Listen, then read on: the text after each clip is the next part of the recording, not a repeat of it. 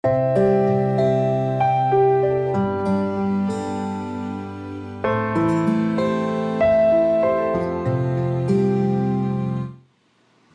noite, irmãos, graça e paz. Eu também quero saudar os irmãos que nos assistem, que nos acompanham pelo canal da igreja. Sejam bem-vindos em nome de Jesus. Obrigado. Mais uma vez, o Senhor nos concede a oportunidade de estarmos na sua casa para estudarmos a sua palavra. Nós estamos estudando, como é do conhecimento dos irmãos, 1 Crônicas, o primeiro livro das Crônicas. Eu preparei alguns slides, fiz um resumo aí para tentar ajudar a nossa compreensão. Pode passar, por favor? Eu tenho falado para os irmãos, esse é o esboço do livro. Ele está dividido em duas partes. Primeira, as genealogias do povo de Deus, capítulos 1 a 9. E segunda, o reinado de Davi, capítulos 10 a 29. Então, em linhas gerais, se você ainda não viu esse slide, esse é o esboço do livro, os 29 capítulos que o compõem. Próximo.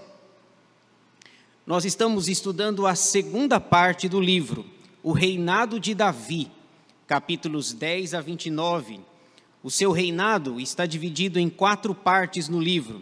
Primeira, o antecessor de Davi, capítulo 10, que é o rei Saul. Segunda, a ascensão de Davi ao trono, capítulos 11 e 12. Terceira, os feitos de Davi, capítulos 13 a 21. E quarta, os preparativos para a construção do templo, capítulos 22 a 29. Hoje nós vamos terminar, irmãos, pelo menos é a minha proposta, nós vamos terminar a terceira parte da segunda parte. Nós vamos terminar de analisar os feitos de Davi. Nós estamos aí, hoje vai ser o capítulo 21. Pode passar, por favor? Então, como eu sempre gosto de fazer, dar um tema para os estudos, as aulas, as pregações, um tema que seja pequeno, curto, fácil e de memorização mais fácil. Então, o capítulo 21 tem 30 versículos, 30. E uma frase que eu dei para ele, para resumi-lo, foi essa daí: a atitude errada de Davi. Uma atitude errada que teve várias consequências. Então eu peço que você abra sua Bíblia, por favor. Você que nos assiste em casa também, abra sua Bíblia em 1 Crônicas 21. Deixe-a aberta nesse capítulo, nós vamos para a exposição dessa passagem das Escrituras. 1 Crônicas 21, a atitude errada de Davi. Os 30 versículos eu resumi nessa frase aí. Pode passar o próximo. Veja, 1 Crônicas, o capítulo 21, está dividido em 4 partes. Hoje, na verdade, nós vamos lidar com as 3 partes finais. O pastor Nelson, na semana passada, já trabalhou a primeira parte. Eu quero apenas refrescar a memória dos irmãos para aqueles que não estavam aqui. Mas, em linhas gerais, nós temos 4 partes no capítulo 21. Primeira, o levantamento do censo, versículos 1 a 6. Segunda, a escolha do castigo, versículos 7 a 17. Terceira, a construção de um altar, versículos 18 a 27. E quarta, o local do futuro templo, versículos 28 a 30. Então, em linhas gerais, esse é o resumo do capítulo 21. É o que nós vamos expor na noite de hoje, se Deus permitir. Então, censo, castigo, altar e templo.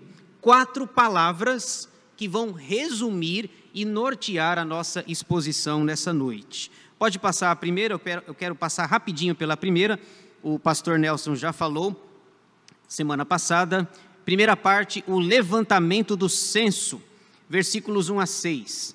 Como o capítulo é longo, a minha proposta é ir lendo à medida em que nós vamos expondo. Então, eu não vou ler todo o capítulo, a gente vai analisar as partes, vamos ver parte por parte. Vamos, então, ler para rememorar aí, versículos 1 a 6, o levantamento do censo. Então, Satanás se levantou contra Israel e incitou a Davi a levantar o censo de Israel. Disse Davi a Joabe e aos chefes do povo: Ide, levantai o censo de Israel, desde Berseba até Dan, e trazei-me a apuração para que eu saiba o seu número. Então disse Joabe: Multiplique o Senhor teu Deus a este povo 100 vezes mais. Porventura, ó rei, meu senhor, não são todos servos de meu senhor? Por que requer isso o meu senhor? Por que trazer assim culpa sobre Israel? Porém a palavra do rei prevaleceu contra Joabe, pelo que saiu Joabe e percorreu todo Israel. Então voltou para Jerusalém. Deu Joabe a Davi o recenseamento do povo. Havia em Israel 1.100.000 homens que puxavam da espada, e em Judá eram 470.000 homens que puxavam da espada. Porém os de Levi e Benjamim não foram contados entre eles, porque a ordem do rei foi abominável a Joabe. Então aqui eu não vou me deter, porque o pastor já explicou. Esse texto ele é contado duas vezes, é contado lá em 2 Samuel 24, e aqui em 1 Crônicas 21. Lá em 2 Samuel 24 fala que foi Deus quem incitou Davi, aqui é dito que foi Satanás. A gente já viu essa aparente contradição, o pastor Nelson já resolveu o problema na semana passada, e alguns detalhes pequenos aqui me chamam a atenção. Joabe, o comandante do exército, que não era uma pessoa, o melhor conselheiro, por assim dizer, Joabe faz 3 perguntas aqui no texto, para desencorajar o rei Davi de fazer esse censo. 3 perguntas. O versículo 4 diz que a palavra do rei prevaleceu. E eu lembrei de um ditado popular, né? Joabe não queria fazer esse recenseamento, esse censo. Porém, ele obedeceu a palavra do rei Davi. E talvez daqui venha aquele ditado, né? Manda quem pode, obedece quem tem juízo, certo? Joabe não queria de jeito nenhum fazer isso. Ele tenta convencer Davi para não fazer isso, e disse: olha, que o Senhor multiplique o teu exército 1000 vezes, que o Senhor abençoe, dê mais homens, mas não teve jeito. Manda quem pode, obedece quem tem juízo. Aqui no texto não é contado, mas lá em 2 Samuel 24 tem um detalhe interessante. A gente lê o texto muito rapidamente e pensa que foi algo rápido. Por exemplo, esse censo demorou quase 10 meses para ser feito. A gente lê o texto e acha que foi algo rápido, instantâneo, foi algo que ele resolveu numa semana. É mais ou menos assim. É como se começasse em janeiro a fazer o censo e ele terminasse em meados de outubro. Esse foi o tempo que Joabe, contrariado, fez o censo, fez a contagem a mandado de Davi. Lá em 2 Samuel 24 diz que Joabe levou 9 meses e 20 dias, para ser exato, para fazer esse censo, esse recenseamento. No total, depois de quase 10 meses, e lá não tinha o IBGE, não tinha aqueles funcionários lá que passam uniformizados na nossa casa, o exército, lá no versículo 5, aparece ali, é dito que tem um total de 1.570.000 soldados. Belo exército, não é verdade? E só que o problema disso é que vai trazer soberba para o coração de Davi. Ele quer contar com um exército desse tamanho, 1.570.000 soldados, fora há 2 tribos que não foram contadas aí, a tribo de Levi e a tribo de Benjamim. Bom, os levitas geralmente não participavam desse censo, desse recenseamento, e também a tribo de Benjamim. Então essa é a primeira parte. A segunda, vamos caminhar aí, a atitude errada de Davi. Isso vai se desenvolver aí no texto. Segunda parte, a escolha do castigo, versículos 7 a 17. Veja só, vamos ler mais um trecho aí da palavra do Senhor. Versículo 7. Tudo isto desagradou a Deus, pelo que feriu a Israel. Então disse Davi a Deus: muito pequei em fazer tal coisa, porém agora peço-te que perdoes a iniquidade de teu servo, porque procedi muito loucamente.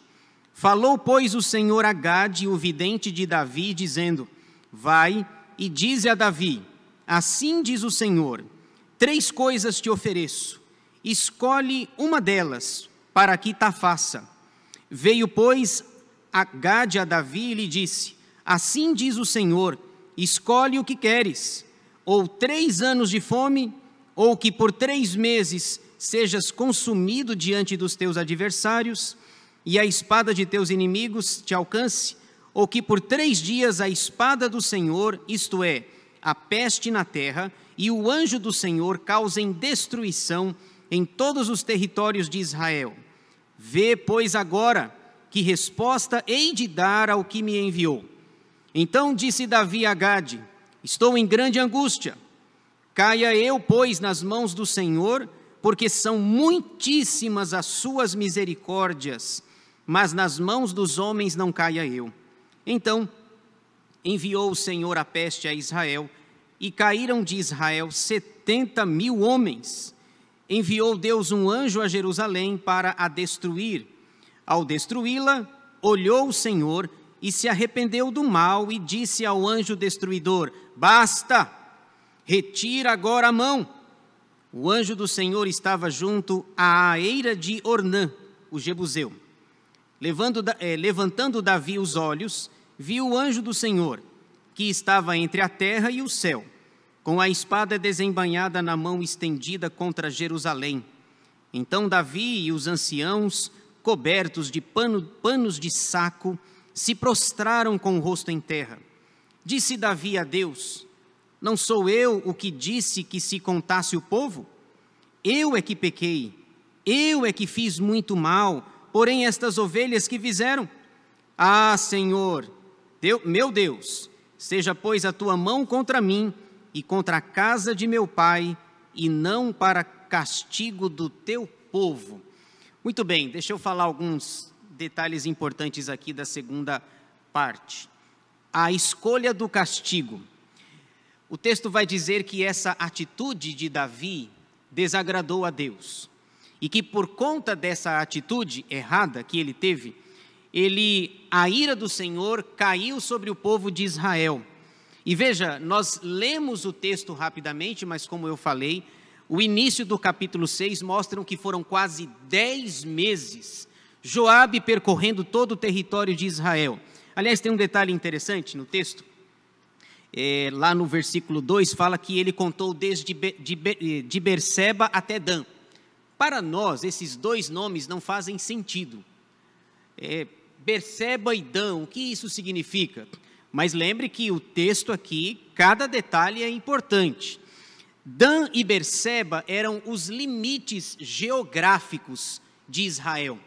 Portanto, o que o texto está dizendo é que Joabe vai de uma ponta a outra fazendo o censo. Ele vai de norte a sul, por assim dizer. Se fosse aqui no Brasil, seria do Oiapoque ao Chuí. Ele foi percorreu o país inteiro. Lá em Apocalipse, por exemplo, uma das pragas que são ditas, que corre sangue, o sangue corre pelos freios dos cavalos, desde de Berseba a Dan. O que João está dizendo? Lá em Apocalipse, falando de uma das 7 pragas lá, das 7 taças da ira de Deus, é que as pragas atingem o país na sua totalidade. Então, para nós, Berseba até Dan são os limites. O rei Jeroboão, por exemplo, quando o reino de Israel foi dividido, o Jeroboão, filho de Nebate, ele construiu 2 templos. Ele pensou assim: bom, o povo está comigo agora, eu tenho 10 tribos comigo, 2 tribos ficaram com o rei Roboão, filho de Salomão. O Jeroboão constrói 2 templos, um em Dan e o outro em Berseba, que são os limites geográficos do país, de norte a sul, do Oiapoque ao Chuí. Joabe fica quase 10 meses para fazer esse censo. contrariado. Só fez porque manda quem pode e obedece quem tem juízo. Só que após 10 meses se passarem, quase 10 meses, o cronista diz que isto desagradou a Deus. E o Senhor Deus, no versículo 8 é dito que Davi reconhece o seu pecado. Muito pequei em fazer tal coisa. Isso aqui é algo interessante, quando você lê a vida de Davi, uma das coisas que me chamam a atenção é que ele é descrito na Bíblia como o homem segundo o coração de Deus, não é pela sua santidade, não é porque ele era um homem bom, um homem sem defeito, não. Na minha humilde percepção, ele é o homem segundo o coração de Deus pela capacidade que ele tem de se arrepender, de confessar o pecado e de não transferir a culpa para ninguém. Fui eu. Lembra lá no Éden, que quando houve o pecado lá, um fica jogando a culpa no outro, não é assim? O Adão diz, foi a mulher que tu me deste. Depois a mulher, foi a serpente. Ninguém assume a culpa. Aqui Davi não, foi eu. Eu pequei, muito pequei. E ele diz, eu procedi, eu agi como um louco, pedindo para que Joabe contasse o exército para mim, e agora eu tenho a soma comigo, 1.570.000, tá, e agora, o que eu faço com isso? O que eu faço com apenas, eu vou ser famoso, eu vou ter um exército grande, eu vou ter um exército enorme ao meu redor, mas veja, do ponto de vista teológico, pelo Antigo Testamento, toda vez que Israel entrava numa batalha, e que tinha poucos soldados, mas eles tinham Deus a favor, eles eram vencedores. Gideão foi para uma guerra lá em Juízes, Gideão foi para uma guerra com 300 homens. Agora, compara comigo, 300 homens contra 1.570.000, nem precisa disso. Se o Senhor estiver a favor, do lado, se o Senhor estiver com o povo de Israel, vai com 300, não precisa de 32.000 homens, como a primeira lista se apresentou para Gideão. O Senhor chega para Gideão e diz, Gideão, é muita gente, vocês vão com esse povo todo e vão vencer a guerra, depois eles vão dizer que foram vocês mesmos, não foi Deus, não foi o braço vitorioso do Senhor. Então Davi cai a ficha, por assim dizer, eu agi como um louco fazendo isso. Então essa capacidade que ele tem de errar, de pedir perdão pelo seu erro, melhor dizendo. E aí o texto vai dizer, nos versículos 9 a 13, que o Senhor mandou um homem até lá, um homem chamado Gade. E esse homem é chamado de vidente. E aqui só explicando um detalhe interessante, né?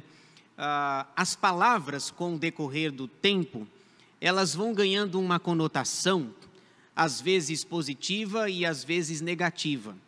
Você provavelmente, quando ouve a palavra vidente, não a ouve de bom grado. Vidente é alguém que prevê o futuro. Talvez você lembre de Nostradamus, de esses agoureiros aí de início de ano, que quando é mais ou menos assim, né? Quando a tragédia acontece, eles aparecem falando que ia acontecer, né? Eles nunca falam antes. Quando acontece, eles dizem que tinham falado. Então, só que esse vidente aqui pode trocar vidente por profeta. É curioso, veja aí, por exemplo, lá em 1 Samuel 9:9, tem uma explicação interessante sobre essa palavra vidente, porque a palavra acaba tomando uma conotação, às vezes, estranha para nós, e soa estranha aos nossos ouvidos. Veja só, diz que Deus mandou um homem chamado Gade, e ele era vidente. Veja só a explicação para isso. Um texto obscuro, a gente aprende na hermenêutica, que um texto obscuro deve ser interpretado por um texto mais claro. 1 Samuel 9:9 diz assim, antigamente em Israel, indo alguém consultar a Deus, dizia, vinde, vamos ter com o vidente, porque ao profeta de hoje, antigamente se chamava vidente. Está explicado aí, então, a palavra aí, vidente, se referindo a Gade. Nós geralmente nos lembramos de dois personagens. Aqui talvez nós esperássemos que fosse Natã, o profeta Natã, que fosse confrontar Davi, mas aqui quem vai confrontar é Gade. E Gade chega para ele e diz que ele tem 3 opções de castigo. Veja só, eu fico pensando, se é comigo ou se é com você, qual castigo desses 3 aí você escolheria? Quer ver? Olha só. Primeiro, são 3 opções, você precisa escolher uma delas. Lá, quando eu citar as 3, não adianta falar assim, eu não quero nenhuma, tá? Não adianta. Tem que escolher uma delas. Olha só, 3 opções. Primeira, olha o que Gade fala, o vidente ou o profeta fala. Primeira, 3 anos de fome. Segunda, 3 meses fugindo dos inimigos. Terceira, 3 dias com a espada do Senhor. Qual você escolheria? Aí você diz, nenhuma. Não, todas são ruins. Veja, cronologicamente, parece que 3 anos, 3 meses fugindo dos inimigos, 3 dias com a espada do Senhor, são 72 horas. É pouco, né? E veja, quando Gade faz essa proposta, essas opções, imagina a cabeça de Davi, ele vai dizer que está angustiado. Lá no versículo 13, ele diz que está muito angustiado pelas opções que são oferecidas pelo vidente Gade, ou o profeta Gade.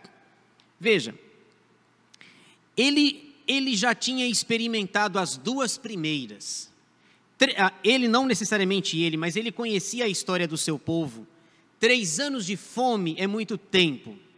Porque se nós olharmos para o passado, o povo de Israel, os patriarcas, na época de José, lembra? Houve uma fome na terra por 7 anos. José disse, olha, haverá fartura, 7 anos de fartura, mas depois virão 7 anos de fome.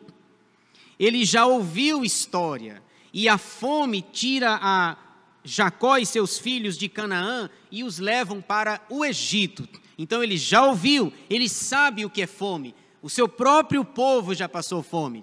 Talvez ele tenha dito, não é uma boa ideia, essa não é uma boa opção. Segunda, 3 meses fugindo dos inimigos. Não aguento não. Se você fizer uma conta lá na época de Saul, até ele assumir o trono, eu chuto, eu não cheguei a calcular exatamente, mas pelo menos 10 anos. 10 anos sendo perseguido por Saul, Saul querendo matá-lo a todo custo, 10 anos fugindo dos inimigos. Ele pode ter pensado assim, mais 3, não aguento não, mais 3 meses, não, é muita coisa. Então, fome eu já experimentei, fugir dos inimigos, eu sei o que é isso. Quando ele tem que fugir, lembra quando ele chega lá em Gate, para o rei Aquis lá, ele tem que se fingir de doido, de maluco, ele deixa a barba escorrer aqui, a saliva da sua boca lá, e aí o rei fala assim, mas eu já tenho tanto doido aqui, trouxeram mais um para nós aqui, então ele sabe o que é fugir, então a minha escolha é essa daqui, 3 dias, são 72 horas, é rapidinho, rapidinho, 72 horas, ele só esqueceu que do texto de Pedro lá, né, do Salmo 90, né, um dia para Deus é como 1000 anos, e 1000 anos é como um dia, então nenhuma das 3 é boa, mas ele diz assim, bom, se eu tenho que escolher, vamos pela menos ruim, 3 dias, 72 horas, sabe por quê? Porque mesmo que Deus seja justo em punir, Ele é misericordioso. Ele diz no versículo 13 que Deus são muitíssimas as suas misericórdias. Davi sabia. Lamentações de Jeremias vai dizer que são as misericórdias do Senhor a causa de não sermos consumidos. Então ele escolhe aí essa opção, a terceira. 3 dias com a espada do Senhor. Versículos 14 a 17, vem a punição. Veja aí, 14 a 17, a punição do Senhor. Então, enviou o Senhor a peste a Israel, e caíram de Israel 70.000 homens. Enviou Deus um anjo a Jerusalém para a destruir. Ao destruí-la, olhou o Senhor e se arrependeu do mal e disse ao anjo destruidor, basta, retira agora a mão. O anjo do Senhor estava junto à eira de Ornã, o jebuseu. Levantando Davi os olhos, viu o anjo do Senhor, que estava entre a terra e o céu, com a espada desembainhada na mão, estendida contra Jerusalém. Então Davi e os anciãos, cobertos de pano de saco, se prostraram com o rosto em terra. Disse Deus a Davi: não sou eu o que disse que se contasse o povo? Eu é que pequei, eu e não o outro, eu é que fiz muito mal. Porém estas ovelhas que fizeram? Ah, Senhor, Deus meu, seja pois a tua mão contra mim e contra a casa de meu pai, Jessé, e não para castigo do teu povo. Tem alguns detalhes importantes aqui, talvez 2 detalhes que mereçam a nossa atenção aqui. O versículo 15 tem uma expressãozinha complicada aí, né, do ponto de vista teológico. Diz que quando o anjo se aproxima de Jerusalém, o Senhor se arrependeu do mal. Esse é o primeiro problema do texto, né? Mas Deus se arrepende? Deus se arrependeu do mal. E agora, como é que a gente faz isso? Lá em Gênesis, no capítulo 6, antes de Deus mandar o dilúvio sobre a terra, antes de destruir a terra, diz o texto que a maldade humana estava crescendo, e Deus então se arrependeu de ter criado o homem na terra, porque ele era mau desde a sua mocidade. Deus se arrependeu. Porém, como é que a gente trabalha isso? E lá em Números, acho que 23, 19, está escrito assim: Deus não é homem para que minta, nem filho do homem para que se arrependa. Porventura, tendo ele falado, não o fará? Porventura, tendo Deus prometido, ele não o cumprirá? Aí alguém que não acredita na autoridade da Escritura pode dizer: está vendo? A Bíblia é contraditória, porque ora fala que se arrepende e ora fala que não se arrepende. Qual texto está correto? O de Gênesis 6 ou de Números 23? Porque se um fala que se arrependeu e o outro não se arrependeu, um está certo ou está errado. Concluiria alguém que não acredita na supremacia ou na autoridade das Escrituras. Qual está certo? Os dois. Os dois estão certos. Deus não se arrepende. A ideia do autor é passar para nós uma linguagem, para que nós possamos entender isso. Calvino dizia que Deus balbucia as palavras para nós, para que nós entendamos. É aquilo que Paulo escreve lá em Romanos, né? Abba, Pai.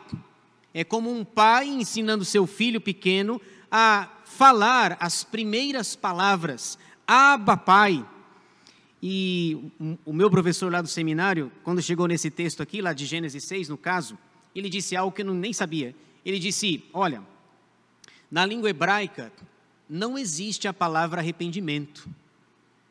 Aquilo já foi Então, não existe na língua original, o hebraico, o Antigo Testamento, a palavra arrependimento. O que nós temos, portanto, é uma tradução, é a melhor palavra que o tradutor achou para que nós entendêssemos, mas Deus não se arrepende. Quem se arrepende sou eu, quem erra sou eu, mas não Deus, Ele é santo. Então, essa questão do arrependimento, Deus se arrependeu. Isso acontece também lá em Jonas, que o texto diz que Deus se arrependeu de destruir os ninivitas. Também diz sobre Saul, o rei Saul, que diz que Deus se arrependeu de ter constituído Saul, rei de Israel. Mas agora dá para a gente entender essa questão, usar uma linguagem que mais se aproxima daquilo que você e eu conseguimos entender.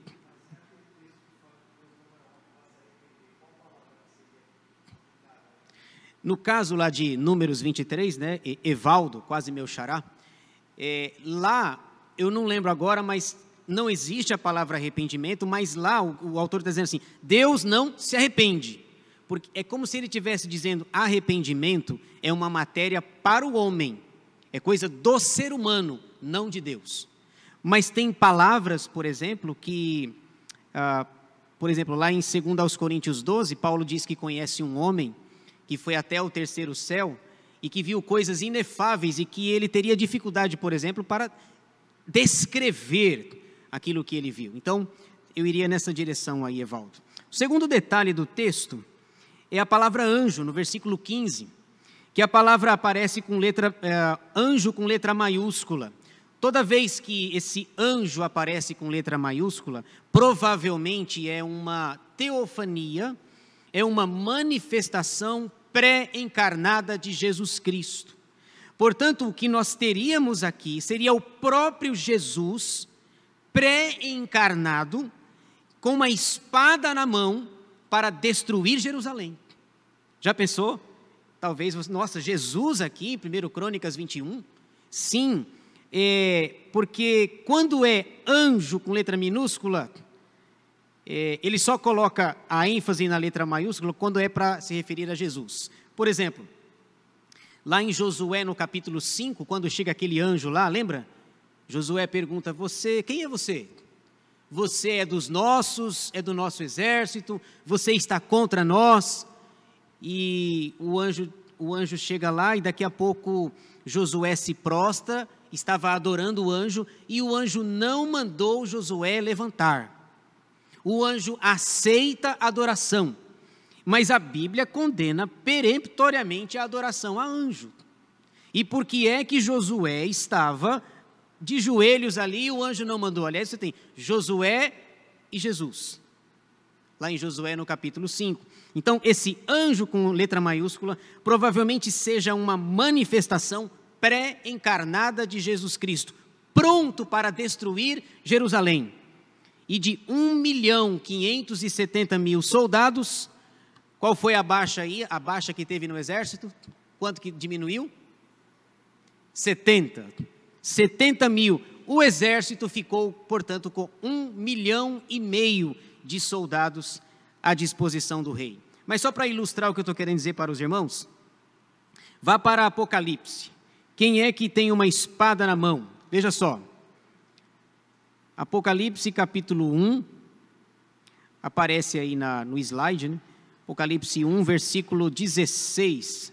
Aliás, não aparece. Apocalipse 1, 16. Veja só. Apocalipse 1, 16 diz assim: tinha na mão direita 7 estrelas, e da boca saía-lhe uma afiada espada de 2 gumes. O seu rosto brilhava como o sol na sua força. E o texto está falando de Jesus Cristo, que tinha uma espada na mão. Agora, Apocalipse 19, 15. Quem é que usa uma espada? Apocalipse 19, 15. Veja só. Sai da sua boca uma espada afiada, para com ela ferir as nações, e ele mesmo as regerá com cetro de ferro, e pessoalmente pisa o lagar do vinho do furor da ira do Deus Todo-Poderoso. Bom, em ambos os casos, Apocalipse 1 e Apocalipse 19, quem tem uma espada na mão para ser juiz e vingador é Jesus Cristo. Portanto, não seria nenhuma heresia dizer que aqui, no versículo 15, é uma manifestação pré-encarnada de Jesus Cristo, como aquele que julga, aquele que tem uma espada na mão. Davi reconhece no versículo 17 que foi ele que pecou, portanto o castigo deveria vir para ele, que o castigo caia sobre mim e sobre a casa de meu pai. Muito bem, essa é a segunda. Terceira parte, por favor. Terceira parte, a construção do altar, versículos 18 a 27, para a gente avançar mais um pouco. Então, o anjo do Senhor, letra maiúscula, disse a Gade que mandasse Davi subir para levantar um altar ao Senhor na eira de Ornã, o Jebuseu. Subiu, pois, Davi, segundo a palavra de Gade, o vidente ou profeta, que falara em nome do Senhor. Virando-se Ornã, viu o anjo, entre aspas, Jesus, e esconderam-se seus 4 filhos que estavam com ele. Ora, Ornã estava debulhando trigo. Quando Davi vinha chegando a Ornã, este olhou e o viu, e saindo da eira, se inclinou diante de Davi com o rosto em terra. Disse Davi a Ornã: dá-me este lugar da eira, a fim de edificar nele um altar ao Senhor, para que cesse a praga de sobre o povo. Dá-mo pelo seu devido valor. Então disse Ornã a Davi: tome-a o rei, meu senhor, para si, e faça dela o que bem lhe parecer. Eis que eu dou os bois para o holocausto, e os trilhos para a lenha, e o trigo para oferta de manjares. Dou tudo, tudo o senhor quiser eu dou. Tornou o rei Davi a Ornã: não, antes pelo seu inteiro valor a quero comprar, porque não tomarei o que é teu para o Senhor, nem oferecerei holocausto que não me custe nada. Davi deu a Ornã por aquele lugar a soma de 600 siclos de ouro. Edificou ali um altar ao Senhor, ofereceu nele holocaustos e sacrifícios pacíficos e invocou o Senhor, o qual lhe respondeu com fogo do céu sobre o altar do holocausto. O Senhor deu ordem ao anjo, letra maiúscula, ele permanece ali, e ele meteu a sua espada na bainha. Portanto, Davi então resolve construir um altar ao Senhor, para oferecer ali um holocausto, um sacrifício, já que ele está arrependido do que fez, não deveria ter levantado esse censo, Satanás o incita, Satanás o impulsiona, e então ele quer oferecer um sacrifício para Deus. É interessante, nos versículos 20 e 21, diz o texto que quando Ornã viu o anjo, ficou com medo. E eu estava pesquisando a palavra Ornã. Ornã significa ágil. O nome dele significa ágil. Ele era uma pessoa ágil. E diz o texto que ele se escondeu. Então, ele deve ter se escondido com muita agilidade e rapidez. Eu não vou ficar aqui para ver o que é que vai acontecer. Então, esse Ornã, o ágil, ele se esconde, ele é rápido, ele tem 4 filhos, e os filhos também se escondem por ver essa manifestação pré-encarnada de Jesus Cristo. Ele se esconde do anjo e ele se prostra diante de Davi, no versículo 21, quando ele viu o rei. Um medo duplo, medo do anjo e o medo do rei. Sei lá o que o rei vai fazer comigo, né? Pensou o Ornã, que significa ágil. Versículos 20 aos versículos seguintes, né? Davi deseja comprar, e aí o Ornã fala: que é isso? Vai comprar não, eu te dou. Eu dou essa eira, esse local para você, e digo mais, eu dou tudo para você. Se o seu objetivo é oferecer um holocausto, um sacrifício para Deus, então eu te dou inclusive os elementos que você vai precisar para oferecer esse sacrifício. Eu dou os bois, eu dou a lenha, os trilhos, a oferta, dou tudo, tudo que o Senhor quiser, é teu. Davi diz assim: não, Senhor, eu não vou tomar algo indevido, a propriedade é sua, certo? Propriedade é sua, eu não vou tomar algo seu para oferecer ao Senhor algo que não me custe nada. Bom, Davi já estava consciente do seu erro, do seu pecado, do seu deslize, e agora ele quer comprar. E eu fiz os cálculos, né, fazendo o câmbio para a nossa moeda aqui, né? Fiz o câmbio, 600 ciclos de ouro. Anota aí se você quiser. 7 quilos e 200 gramas de ouro. Eu não sei quanto custa a grama do ouro aí, né? Não sei quanto que custa. Alguém sabe aí? Hã? R$300. R$300. Então a Keila vai calcular R$300 vezes 7 quilos e 200. Estou brincando, viu? Vai dar muito dinheiro, muito dinheiro. Ele comprou a eira, o lugar, por 7 quilos e 200 gramas. Aliás, geralmente a gente erra essa palavra, né? Você chega no açougue, eu quero 500 gramas de carne. Não é 500. 500, porque se trata de quilo, quilograma é masculino. Eu quero 700 gramas de bife lá, não, 700. Como também a palavra não tem presidenta, certo? presidente, pode ter presidenta. Desculpa, eu não resisti, viu? Mas presidenta não tem presidente. Então ele gasta 7,2 kg de ouro para comprar aquele lugar. É muito dinheiro se você fizer o cálculo aí e a conversão.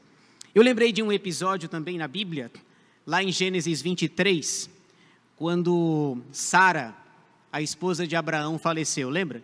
Lembra que ele chegou nos senhores lá da cidade e ele diz assim: bom, a minha esposa faleceu, a Sara, e eu queria sepultá-la, e eu queria comprar o campo de vocês, eu queria comprar essa sepultura. E aí os homens da cidade: que isso, Abraão, que isso?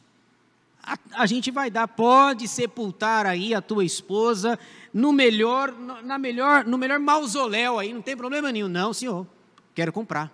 E aí vai aquela discussão, de repente alguém solta uma pérola: que é isso, o que é tantos reais? Convertendo, né? Aí o Abraão escutou e falou: então, Abraão pesa o dinheiro e paga aquela posse lá de sepultura. Depois serão enterrados ali Isaac, Jacó, os patriarcas, acho que Raquel, não sei se Raquel faleceu no caminho, mas ele quer comprar, ele não quer de graça. O Antigo Testamento sempre nos diz que nós não devemos comparecer diante do Senhor de mãos vazias.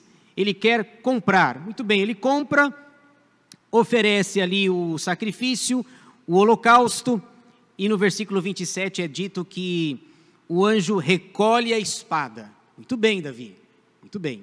Agora você está entendendo o que eu quero, o meu desejo. Já passou a soberba do coração, já se arrependeu, construiu o altar conforme Gade mandou, a meu pedido, e agora ele então recolhe a espada. E a última parte, para a gente terminar aqui, a quarta, pode passar. O local do futuro templo. Tudo isso o cronista quer mostrar que, apesar do erro, esse lugar que Davi comprou será o local onde o templo será construído. O templo que o seu filho vai construir logo após a morte dele. Então, esse local vai virar o local do templo, lá de Jerusalém. Veja só os versículos finais, 28, 29 e 30. O local do futuro templo. Vendo Davi, naquele mesmo tempo que o Senhor lhe respondera na eira de Ornã, que significa ágil, o Jebuseu, sacrificou ali, porque o tabernáculo do Senhor que Moisés fizera no deserto e o altar do holocausto estavam naquele tempo no alto de Gibeon, em outra cidade, outra localidade. Davi não podia ir até lá para consultar a Deus, porque estava atemorizado por causa da espada do anjo do Senhor. Veja, Davi agora tem um exército com 1,5 milhão de soldados. Cada soldado tem sua arma, tem a sua espada, mas o que ele teme mesmo é a espada do Senhor. É a espada que está na mão do anjo do Senhor, essa manifestação pré-encarnada de Jesus Cristo. Então, o versículo 28 fala que ele oferece sacrifícios ali, naquele mesmo período, naquela mesma época, ele sacrifica, porque se já deu certo da primeira vez, se o seu sacrifício foi aceito, ele continua oferecendo ao Senhor ali. E é dito também no versículo 29 sobre o tabernáculo. A gente sabe que o tabernáculo foi construído há muito tempo atrás, há vários séculos atrás, o tabernáculo móvel. Aliás, é curioso, né? Nesse início de ano, a gente está naqueles livros que falam sobre o tabernáculo. Eu imagino que devia dar um trabalho enorme carregar aquilo. Lembra que os levitas tinham que carregar? Lá no livro de Levítico, Números, cada sacerdote tem uma função. Você carrega as madeiras, você carrega os tecidos, você carrega a arca da aliança, não pode tocar, tem que carregar no ombro. O tabernáculo do Senhor, que era móvel, toda vez que a nuvem se mexia, o tabernáculo precisava ser recolhido. E imagina, irmãos, eu fico pensando, Moisés anotou tudo aquilo, e diz o texto lá em Números que eles mudaram de lugar 40 vezes, em 40 anos. Se você fizer uma conta, nós temos aqui, acho que o Paulo é da matemática, né? Dizia eu que a aritmética, né? Isso dava uma vez por ano. 40 anos, 40 mudanças. Só que a conta não é essa, a conta não é uma vez por ano. Tinha dia que a arca ficava uma semana, a nuvem mexia, tinha que andar. Tinha tempo que ficava um ano, eles ficavam ali. Você já pensou? 3 horas da madrugada, a nuvem começa a se mexer. Aí está todo mundo dormindo, e não adianta acordar para o acampamento lá, não adianta, certo? Está todo mundo dormindo, 3 da manhã, acorda, Jacozinho, acorda aí, Jacozinho, acorda, tal. A nuvem está se mexendo, mas agora não, estou dormindo, pai. Vamos Jacozinho, vamos embora. E aí tem que sair, não importa a hora, não importa o dia, não importa o lugar, a nuvem se mexeu, tem que partir. 40 vezes, em 40 anos, eu mudei uma vez, e estou reclamando até agora, certo? Não quero mudar, eu não quero empatar essas mais 39 vezes, não quero, ok? Então, e existe uma distância muito grande entre o tabernáculo e Davi. Séculos. O tabernáculo estava em Gibeon, e Davi, então, apesar desse erro, ele acaba comprando esse local, esse lugar, que vai ser a construção do templo de Salomão. Não é esse aí, não é o do Brás não, viu? Não é o da Celso Garcia, ali no Brás, que tem todo o aparato lá, tem se você quiser ver uma arca da aliança falsa, está ali na Celso Garcia, 605 ou 609, se eu não me engano. Não é isso aí. Aliás, isso é um erro grave. Isso é levantar o judaísmo, quando na verdade tudo isso era uma sombra de Jesus Cristo. Trazer sacerdote, trazer a arca da aliança, não tem mais nada a ver. Jesus já veio, já cumpriu tudo que tinha que cumprir. O fim da lei é Cristo, diz o apóstolo Paulo. Mas aqui no caso, né, o templo verdadeiro, o templo de Salomão, que existe, não existe até hoje, mas a muralha, os muros lá existem até hoje. É esse local aqui que, apesar do erro, Davi vai comprar para ser construído o templo. E o texto termina dizendo que ele ficou com medo, no versículo 30, ficou atemorizado por causa da espada do Senhor. Bom, se em 3 dias ele matou 70 mil, se mais 3 dias, mais uma semana, ele acaba com todo o meu exército. Ele tem medo, ele tem um exército gigantesco, mas o que põe medo nele é o Senhor. É a espada que na linguagem de Apocalipse lá, é a espada que sai da boca do Senhor. Muito bem, tem uma frase ali no final. O fim do capítulo mostra que, apesar do erro de Davi, o lugar do templo foi definido. Então o cronista está dizendo assim, olha, Deus trabalha na vida do povo a despeito do povo. Mesmo com o erro do povo, com o pecado do povo e com o pecado do rei, que deixou o seu coração se ensoberbecer. O texto começa falando de um erro e Deus vai caminhando, transformando, e lá o local onde o futuro templo vai ser construído é descoberto. Davi compra desse Ornã, que significa ágil. Vamos terminar algumas aplicações, o que isso tem a ver conosco, com a nossa vida no dia de hoje. Eu tirei algumas lições práticas para a nossa vida. O que podemos aprender de 1 Crônicas 21?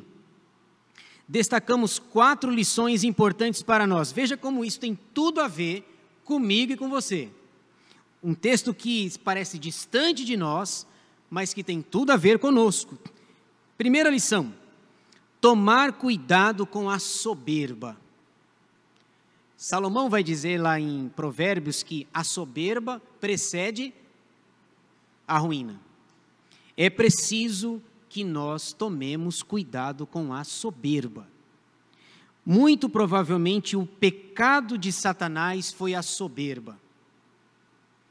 Paulo diz que lá em Timóteo que, falando de eleição de oficiais, que o presbítero não deve ser neófito ou novo na fé, para não acontecer que ele caia na condenação do diabo, provavelmente a soberba. Porque o diabo não estava contente em ser a maior criatura de Deus. Ele queria ser igual, ou quem sabe, maior do que Deus. Cuidado com a soberba. E o nosso coração é tendencioso a ser soberbo. Aquilo que eu sei, aquilo que eu tenho, os meus talentos, as minhas habilidades, muito cuidado. Aliás, eu não sei você, mas eu tenho muita dificuldade com pessoas soberbas. Porque tudo que você tem, que eu tenho, foi dado pelo Senhor. Então, ao invés disso, sejamos humildes. Humildes. A humildade precede a honra. Muito bem, primeira lição. Segunda, reconhecer os nossos pecados. O seu pecado não é culpa da sociedade, não é culpa do governo que está aí. Ah, mas é o governo que está aí, não é tal, entendeu? É aquele presidente, é o Senado, é o Congresso, é o não. O seu pecado não é culpa do governo, não é culpa da sociedade, não é culpa do seu vizinho, é culpa sua. Lá no Éden, essa transferência de culpa é antiga. Não, foi a mulher que tu me deste. E outra coisa, eu pedi mulher. Eu nem pedi mulher e o Senhor me arrumou, uma encrenca para mim. Nem pedi. Não, o seu pecado é seu. É preciso reconhecer os nossos pecados. Davi diz no versículo 8, eu agi muito loucamente. Reconhecer os nossos pecados. Quando Natã foi confrontá-lo lá, lembra da história da ovelhinha lá? Que ele fica bravo, e ele diz que aquele homem deveria morrer? Aí Davi diz, pois é você. É você. E aí a ficha cai e ele reconhece, perdoa o meu pecado. Não é o pecado do meu vizinho, não é o governo, não, sou eu. E ele vai dizer no texto, foi eu que pequei, foi eu, o tempo todo o pronome é eu, e não o outro. A gente tem a tendência de passar a nossa culpa para o outro. Terceira lição. Obedecer à ordem do Senhor. Versículo 19. Diz que ele recebe a ordem de Gade para construir um altar e ele não questiona. Ordem é para ser cumprida. Se Deus mandou construir o altar para reparar o erro, ele obedece a Deus.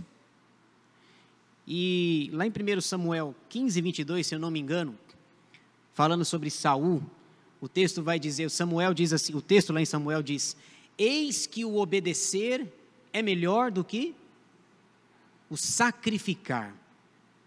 Porque o povo se apegava nisso. Bom, eu sacrifico, está tudo resolvido. Trouxe o animal, matei o animal, macho, um ano, puro, sem defeito, está resolvido. Não está resolvido não. O profeta Joel, entendendo isso mais para frente, ele vai dizer assim, bom, vocês rasgam as vestes e acham que está resolvido o problema. Mas na verdade vocês deveriam rasgar o coração. Rasguem o coração, obedeçam a Deus. É preciso que nós obedeçamos a Deus. A ordem do Senhor é para ser cumprida e não para ser questionada. Deixa eu dar um exemplo prático, rapidinho.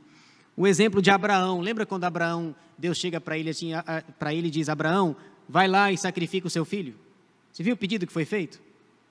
Não há no texto nenhum indício que ele fica mais, não tem mais. Tem obediência. Ele vai, ele obedece. Eu sempre brinco ali naquele texto que ele obedece, mas ele não contou para a mulher dele, né? Ele não contou para a Sara, porque a Sara não ia deixar. O coração materno lá da Sara não iria deixar. Obediência. Última coisa, oferecer o nosso melhor para Deus. Versículo 24, ele diz assim, que o que eu vou fazer para Deus precisa ser o melhor. Eu não vou oferecer algo que é teu para o Senhor, algo que não me custe nada. Olha a ideia, irmãos, de oferecer o nosso melhor para Deus. As nossas forças, o nosso dinheiro, o nosso recurso, a nossa saúde, a nossa disposição, o melhor para Deus. Ele tem essa consciência. Quanto é que custa a eira? Custa 600 ciclos, 7 quilos e 200 gramas de ouro. Está aqui. Ele paga, oferecer o melhor para Deus. Sabe por quê? Porque lá na frente, lá no Novo Testamento, a gente vai aprender que Deus ofereceu o quê? O melhor. Ele ofereceu Jesus Cristo. Na linguagem de João 3,16, que nós tão bem conhecemos, diz que Deus ofereceu o seu Filho unigênito, Filho único. Ele deu o melhor. E aí a gente dá as sobras, entende? Não combina. Abel e Caim. Abel deu o melhor. Caim deu da sobra lá. E aí Deus vai tentando corrigir Caim. Olha, Caim, não é certo que se você proceder corretamente, você vai ser aceito do mesmo jeito que o teu irmão também foi aceito. É preciso que nós ofereçamos o nosso melhor para Deus. O nosso melhor. Isso é o versículo 24. Pode passar aí. Então é isso que eu queria trazer para os irmãos nessa noite.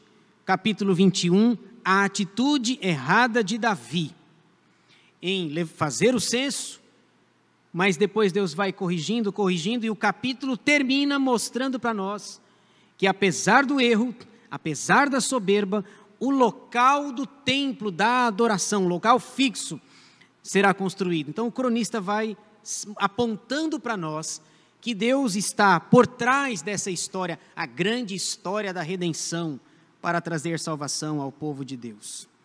É isso que eu tinha para dizer. Alguma pergunta, algum comentário que os irmãos queiram fazer? Fale agora, né? Ou cale-se até a próxima semana, né? Pelo menos, né? Até a próxima quarta. Alguma pergunta? Não? Ou entenderam tudo ou não entenderam nada. Viu?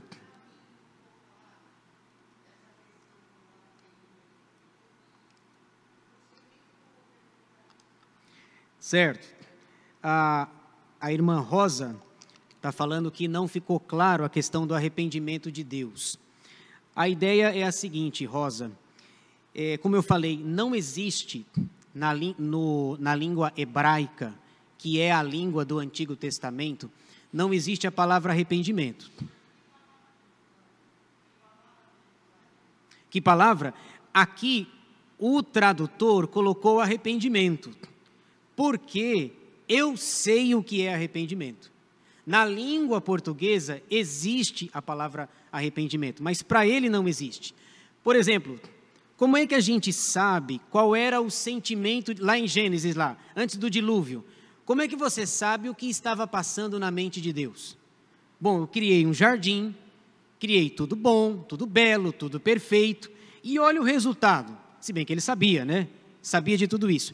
Então, quando Moisés estava escrevendo Gênesis 6, ele tenta passar para os seus primeiros leitores e depois para nós, é uma tentativa de, apesar limitada e não vai descobrir, o que é que está passando no coração de Deus.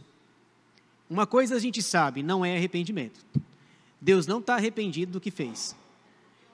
Certo?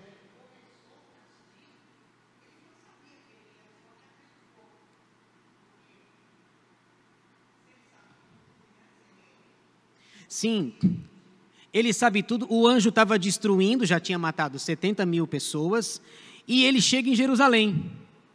Só que Jerusalém é a menina dos olhos de Deus, correto?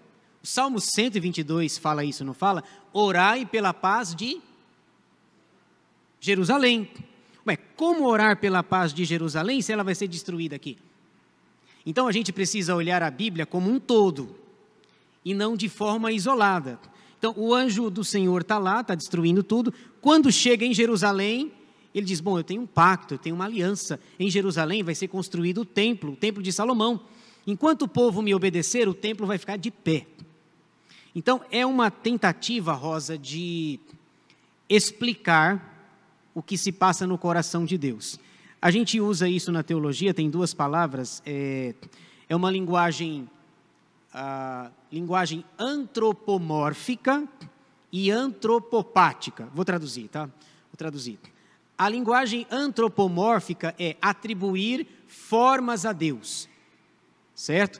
Então Deus tem pé, mão, olho, etc. Não é assim? Isaías diz assim, Deus está assentado sobre a redondeza da terra. Ué, mas Deus senta?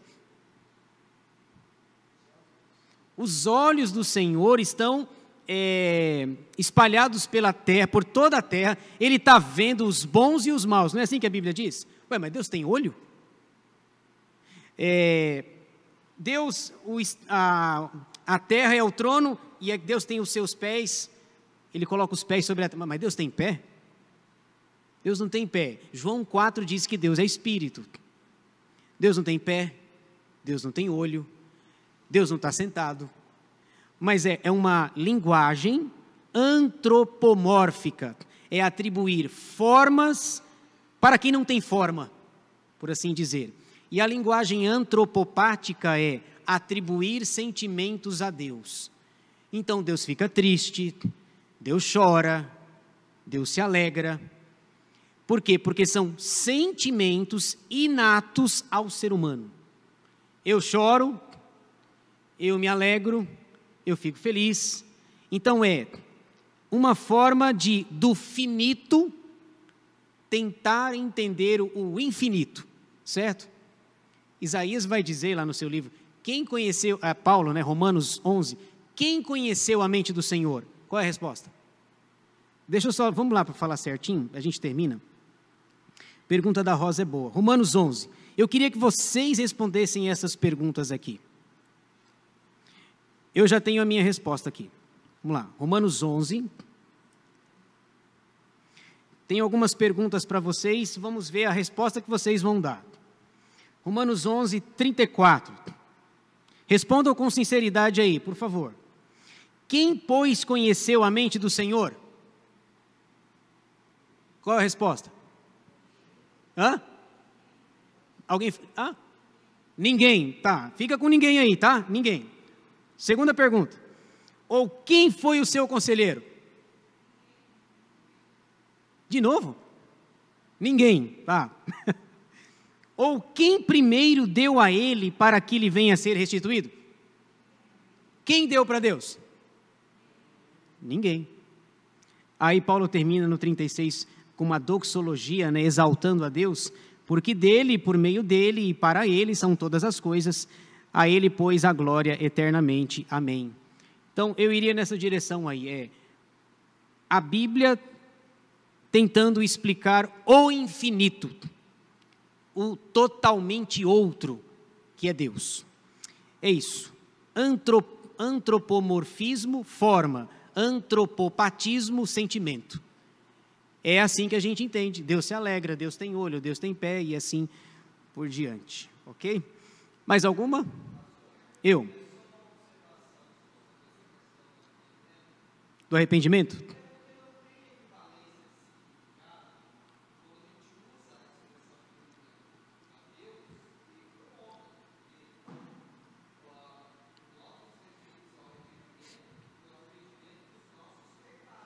Desculpa, o arrependimento pressupõe erro, correto?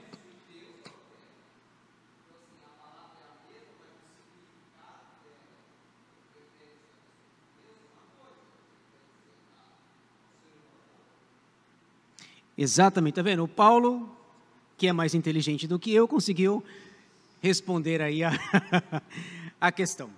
Muito bem, mais alguma coisa? Pois, Keila. Paulo, fala mais alto aí, ou eu falo, né? Tá. O Paulo disse, o que você disse mesmo?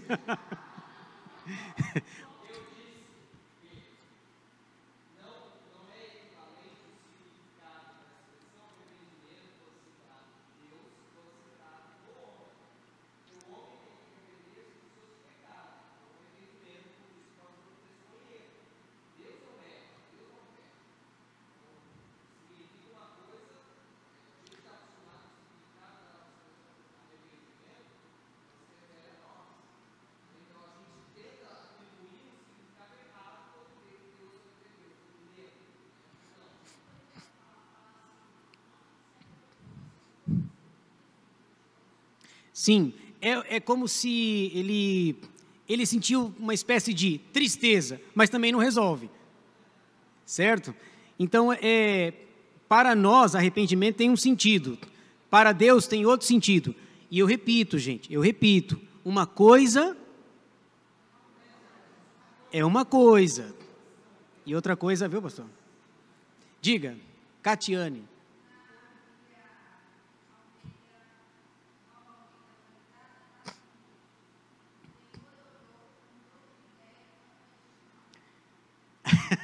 Piora a situação. Então o Senhor olha para aquilo e ele muda de ideia. Peraí, ou ele é firme, ou ele é seguro, ou ele não é.